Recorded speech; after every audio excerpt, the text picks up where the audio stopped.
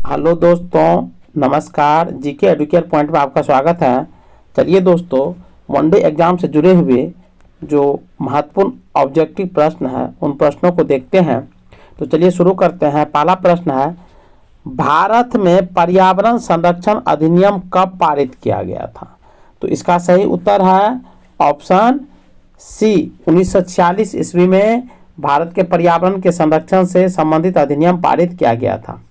दूसरा है, निम्नलिखित से कौन एक कृत्रिम परितंत्र है? यानी वैसा परितंत्र जो मानव के द्वारा बनाया गया हो तो उसको कृत्रिम परितंत्र कहा जाता है। तो इसका सही उत्तर होगा 2 का डी, यानी बगीचा। बगीचा जो है एक कृत्रिम परितंत्र है।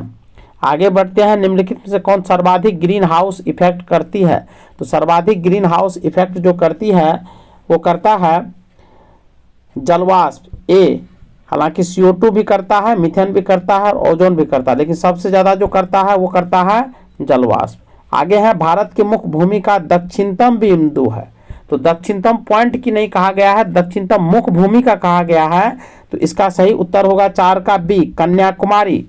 कन्याकुमारी दक्षिणतम बिंदु है। आगे बढ़ते हैं। यदि दक्षिणतम पॉइंट पूछा जाता भारत का तो इंदिरा पॉइंट होता। आगे बढ़ते हैं। भारत में किस प्रकार की वन सर्वाधिक भाग में पाया जाता है? तो किस प्रकार के जो वन है वो सर्वाधिक भाग में पाया जाता है? तो इसका सही उत्तर होगा ऑप्शन बी, उष्णकटिबंधीय पर्णपाती वन। पर्णपाती वन का मतलब होता है जो वन अपने पत्ते गिरा देते हैं, ये सबसे बड़े भागों में पाया जाता है उष्णकटिबंधीय पर्णपाती वन। अगला क्वेश्चन देखते हैं। निम्नलिखित कथनों में से कौन सही है? तो कौन सही है? तो कौन सही है? तो स्टेटमेंट है। चलिए स्टेटमेंट को पढ़ते हैं। पहला है कि हिमालय के पश्चिमी भाग की अपेक्षा पूर्वी भाग में अधिक विविधता पाई जाती है। हिमालय के जो पश्चिमी भाग है, जो जम्मू कश्मीर का क्षेत्र है, उससे अपेक्षा पूर्वी भाग जो नॉर्थ ईस्ट सेवन सिस्टर का क्षेत्र है वहाँ का अधिक विविधताएं पाई जाती है।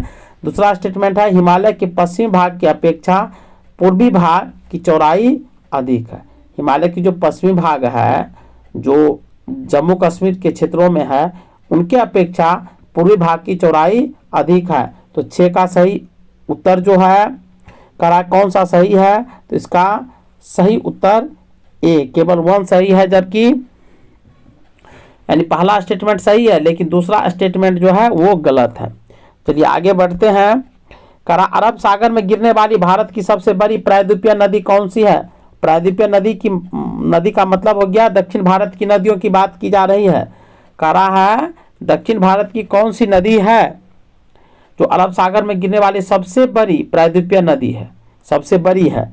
तो इसका सही उत्तर होगा ऑप्शन सी, नर्मदा।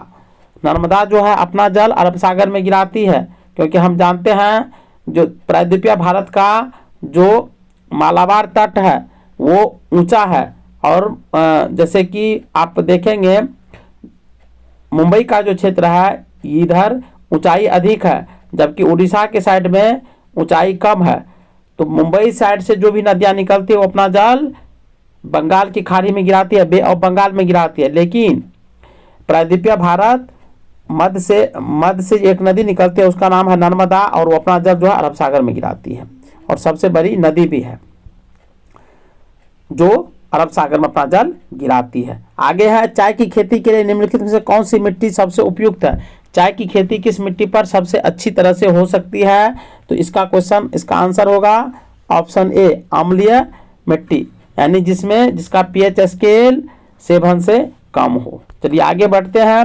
मानसून निवर्तन होता है। मानसून निवर्तन का मतलब है मानसून निवर्तन होता है। तो 9 का सही उत्तर है ऑप्शन डी, उत्तर पश्चिम भारत से बंगाल की खाड़ी। उत्तर पश्चिम भारत से बंगाल की खाड़ी में मानसून का निवर्तन होता है। आगे बढ़ते हैं। वेनेजुएला की राजधानी कहाँ है? तो वेनेजुएला की राजधानी जो है यह है काराकस। अब वेनेजुएला जो है दक्षिण अमेरिका का एक देश है। आगे बढ़ते हैं। निम्नलिखित में से कौन सुमेलित नहीं है? निम्नलिखित में से कौन सुमेलित नहीं है? तो 11 का सही उत्तर होगा ऑप्शन डी, अमेरिका अमेरिका बागियां। भारत में चक्रवात आता है, भारत में जो तूफान आता है उसको चक्रवात कहते हैं। चीन में जो आता है उनको टाइफून कहते हैं, और ऑस्ट्रेलिया में जो आता है उसको बिली कहते हैं। अमेरिका में जो बागिया दिया गया है ये स्टेटमेंट गलत है। यहाँ टाइफून नहीं होगा, यहाँ टॉर्नेडो होता है, टॉर्नेडो कहा जाता है। आगे बढ़ते हैं। कोरल रीफ या प्रवाल भित्ति मुख्यतः कहाँ पाई जाती है? कोरल रीफ को ही प्रवाल भित्ति कहा जाता है। ये कहाँ पाई जाती है? तो 12 का सही उत्तर है ऑप्शन सी, कर्क एवं मकर रेखा के बीच। कर्क रेखा 23.5 डिग्री उत्तर जो भारत के बीचों बीच होके गई है, और 23.5 डिग्री दक्षिण, 23.5 डिग्री जो दक्षिण रेखा है ग्लोब पर उसको मकर रेखा कहते हैं, और 23.5 डिग्री जो उत्तर की रेखा है उसको कर्क रेखा कहते हैं। और उत्तर में जो कर्क रेखा है वो भारत के बीचों बीच होके गई है, 8 स्टेट से होके गई है। चलिए आगे बढ़ते हैं। स्वर्ण सिंह समिति का संबंध है, स्वर्ण सिंह समिति का संबंध है, इसका सही उत्तर होगा ऑप्शन सी। हमारे संविधान में मूल कर्तव्य को जोड़ा गया है, स्वर्ण सिंह समिति की सिफारिश पर ही जोड़ा गया है 42वां संविधान संशोधन के माध्यम से। तो चलिए आगे बढ़ते हैं। न्यायोचित एवं मानवीय कार्य दशाओं का मातृत्व सहायता के लिए उपबंध संविधान के किस अनुच्छेद में किया गया है? कह रहा है न्यायोचित एवं मानवीय कार्य दशाओं का मातृत्व सहायता के लिए उपबंध संविधान के किस अनुच्छेद में किया गया है? तो इसका सही उत्तर है ऑप्शन 42 में कहा गया है। और ये जो अनुच्छेद है ये डीपीएसपी से जुड़ा हुआ है, यानी राज्य के नीति निर्देशक तत्वों से। आगे बढ़ते हैं। भारत के नियंत्रक एवं महालेखा परीक्षक के संबंध में निम्न कथनों पर विचार कीजिए, यानी कैग के बारे में कहा गया है। भारत के नियंत्रक एवं महालेखा परीक्षक के संदर्भ में कहा गया है। तो स्टेटमेंट को पढ़ते हैं। तो पहला है इसके कार्यकाल 6 वर्ष या 62 वर्ष जो पहले हो आयु तक होगा। यह राष्ट्रपति के प्रसाद पर्यंत अपने पद पर बना रहता है, यानी राष्ट्रपति के आशीर्वाद तक ही अपने पद पर बना रहेगा। उसके बाद इसके वेतन एवं अन्य सेवा शर्तें राष्ट्रपति द्वारा निर्धारित होती हैं। उपयुक्त में से कौन सा कथन गलत है? गलत स्टेटमेंट को चूज करना है। तो इसका सही उत्तर है ऑप्शन डी। इनके सभी स्टेटमेंट क्या है? गलत है। इसका कार्यकाल 6 वर्ष या 62 वर्ष ये भी गलत है। दूसरा, राष्ट्रपति के प्रसाद पर्यंत अपने पद पर बना रहता है, ये भी गलत है। इनके वेतन और सेवा की शर्तें सरकार तय करती है, न कि राष्ट्रपति, ये भी गलत है। चलिए आगे बढ़ते हैं। राज्य में मुख्यमंत्री समेत मंत्रियों की अधिकतम संख्या विधानसभा के कुल सदस्य संख्या के कितने प्रतिशत से अधिक नहीं होनी चाहिए?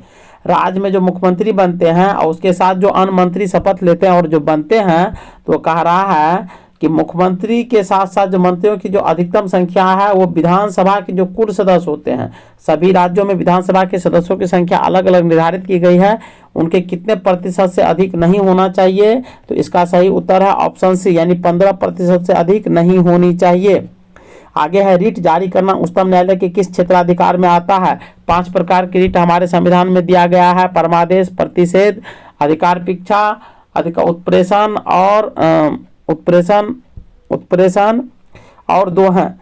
तो इसमें से कह रहा है कि रिट जारी करना उच्चतम न्यायालय के किस क्षेत्राधिकार में आता है? तो 17 का सही उत्तर है ऑप्शन बी, न्यायाधीश क्षेत्राधिकार, यानी न्याय देने का क्षेत्राधिकार। आगे बढ़ते हैं। दल बदल अधिनियम संबंधित संशोधन कब पारित किया गया था? दल बदल अधिनियम संबंधित संशोधन, यानी दल बदल को समझ लेते हैं। मान लीजिए कोई व्यक्ति कांग्रेस पार्टी के टिकट पर चुनाव लड़ता है और चुनाव जीतने के बाद वो बीजेपी में चला जाता है, इसीलिए उसको दल बदल कहा जाता है। तो ये इससे संदर्भ में जो अधिनियम बनाए गए थे, तो संशोधन कब पारित किया गया था? तो इसका सही उत्तर है ऑप्शन बी, 1985 ईस्वी में पारित किया गया था। आगे बढ़ते हैं। सर्वप्रथम प्रत्यक्ष चुनाव का प्रावधान निम्नलिखित में से किस अधिनियम द्वारा किया गया था? प्रत्यक्ष चुनाव, इंपॉर्टेंट प्रश्न है। प्रत्यक्ष चुनाव का जो प्रावधान किया गया था, इसका सही उत्तर है ऑप्शन सी, भारत शासन अधिनियम 1919, भारत शासन अधिनियम 1919 में। आगे बढ़ते हैं। प्रधानमंत्री का राष्ट्रपति को सूचना प्रदान करने संबंधी कर्तव्य का उल्लेख है। प्रधानमंत्री द्वारा राष्ट्रपति को जो सूचना दिया जाएगा, ये प्रधानमंत्री का कर्तव्य है। तो इसका जो उल्लेख है वो अनुच्छेद 77 में कहा गया है कि प्रधानमंत्री का यह कर्तव्य है कि सूचना राष्ट्रपति को प्रदान करें। अगला है निम्नलिखित में से कौन सा देश प्रातःकाल शांति की भूमि के नाम से जाना जाता है? प्रातःकाल शांति के भूमि के नाम से जाना जाता है land of the morning calm. तो इसका सही उत्तर होगा ऑप्शन बी दक्षिण कोरिया। आगे बढ़ते हैं, विश्व जल संरक्षण दिवस कब मनाया जाता है? तो विश्व जल संरक्षण दिवस कब मनाया जाता है? तो इसका सही उत्तर है ऑप्शन बी 22 मार्च को। स्वदेशी और बहिष्कार आंदोलन का अनुमोदन कांग्रेस के किस अधिवेशन में हुआ था? हम जानते हैं कि स्वदेशी आंदोलन जो है बंगाल विभाजन से जुड़ा हुआ है। जो बंगाल विभाजन 1905 में लॉर्ड कर्जन जब गवर्नर जनरल थे उनके शासनकाल में किया गया था, तो उस समय स्वदेशी आंदोलन उनके खिलाफ भारतीयों के द्वारा चलाए गए थे। तो कह रहा है स्वदेशी और बहिष्कार आंदोलन का अनुमोदन कांग्रेस के किस अधिवेशन में हुआ था? तो इसका सही उत्तर है ऑप्शन इसका सी बनारस अधिवेशन 1905। चलिए आगे बढ़ते हैं, कांग्रेस की कार्य समिति में भारत विभाजन का प्रस्ताव कब पारित किया गया? कांग्रेस की कार्य समिति में भारत का विभाजन का प्रस्ताव कब पारित किया गया? तो इसका सही उत्तर है 14 जून 1947 ईस्वी को। आगे बढ़ते हैं, संविधान सभा की प्रथम बैठक का आयोजन किस गवर्नर जनरल द्वारा किया गया था? संविधान सभा की जो प्रथम बैठक हुई थी उसका जो आयोजन हुआ था तो किस गवर्नर जनरल के द्वारा किया गया था? तो इसका सही उत्तर है ऑप्शन बी लॉर्ड बेवेल। 1945 से लेकर 1945 में लॉर्ड बेवेल गवर्नर जनरल बनते हैं और 1946 तक रहता है। तो लॉर्ड बेवेल के ही शासनकाल में पारित किया गया प्रथम बैठक हुई थी। आगे बढ़ते हैं, मंगल पांडे ने प्रथम भारतीय स्वतंत्रता संग्राम की शुरुआत की। इसके उपरांत ब्रिटिश सरकार द्वारा उन्हें कब फांसी दी गई थी? मंगल पांडे ये जो था सेना से जुड़े हुए थे और प्रथम स्वतंत्रता संग्राम कहा जाता है 1857 के विद्रोह को, और मेरठ से शुरू हुआ था। 1857 का विद्रोह जो है मेरठ से शुरू हुआ था।